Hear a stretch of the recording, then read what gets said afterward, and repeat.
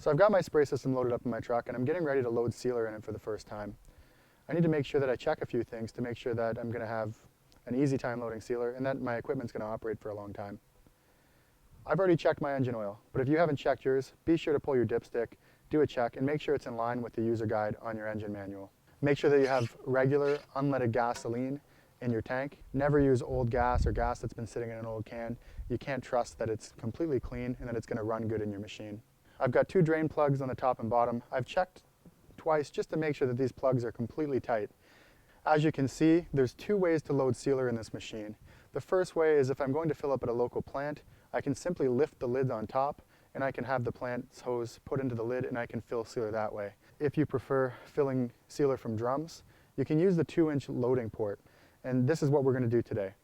So I'm done checking my engine and pump. I'm sure that these are ready to run. There's gas in the engine, there's sufficient oil, the drain plugs in the pump are secure, and everything looks like it's ready to go. When I'm getting ready to load sealer with my loading port, there's a few things that need to be checked. First of all, the lower ball valve needs to be in the closed position. And I can do that by turning this ball valve so that it's running non-parallel with the valve. Secondly, the top valve needs to be in the open position to allow sealer to circulate into the tank. Now we're ready to load sealer. I've chosen to fill my tank with sealer from 55-gallon drums. So what I'm going to need in order to make this transfer is the following. Good set of gloves. I want to make sure that I keep my hands cleaned. You're going to want a gardening hose with an on-off valve on the end of it, just to make sure that you're able to, for one, prime your pump, as well as clean up any drippings or mess that occur during the transfer. I've got a 15-foot length of transfer hose here with quick connects. This hose connects to my transfer port on my pump, and the other end's going to connect to the drum attachment that I've got that's going to suck sealer from the drum. So we've done all of our pre-inspection checks. We know that we have lots of oil in our engine. We know that we have clean, fresh gasoline in the tank, and we know that our tank plugs are completely fastened and snug. Now I'm going to prepare for loading by removing the plug from the transfer port, by removing the pins and loosening the cam locks and pulling the plug out.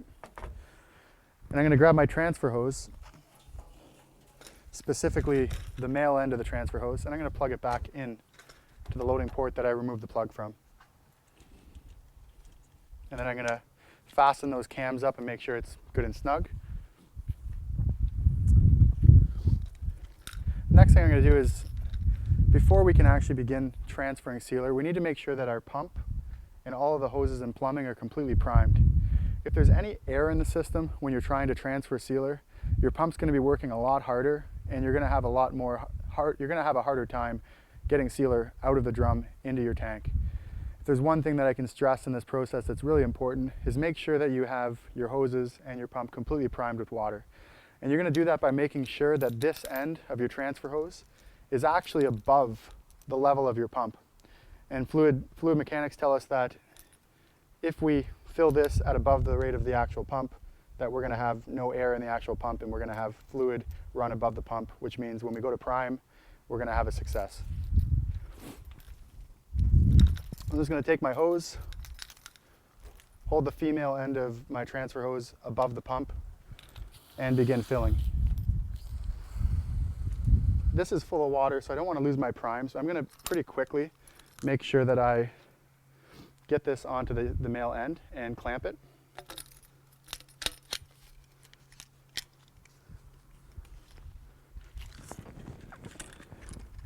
And I'm all clamped in and ready to load sealer. And for the next thing, I'm going to start my engine, and immediately, as soon as I turn my engine on, the pump does not have any controls other than the 2 ball valves. It's going to immediately start to load sealer.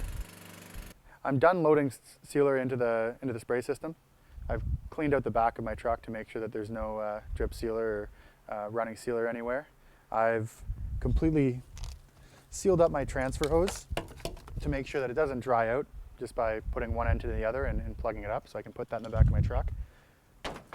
And finally, if there's a little bit of sealer left in the back of the drums, which there typically is, I never like to waste, so I'm probably going to reuse the little bit of sealer that's left by dumping it into the next drum when I load. But for now, I just want to seal these drums up. I want to clean the drum kit to make sure that there's no chunks or dry pieces. And I'm going to do that by just using the hose and giving it a rinse off. It's one of the things you don't really think about, but maintaining a clean transfer kit, including the barrel kit, without sealer on the outsides, means the next time when you go to plug in, it's going to be really easy to connect. If you let sealer dry on this fitting, it can be really hard to plug into the ports, and you can sometimes not get a good seal and result in a leak. So make sure that you clean your transfer kit thoroughly after you're done loading sealer. Till next time, I'm just going to put the lids on my drums.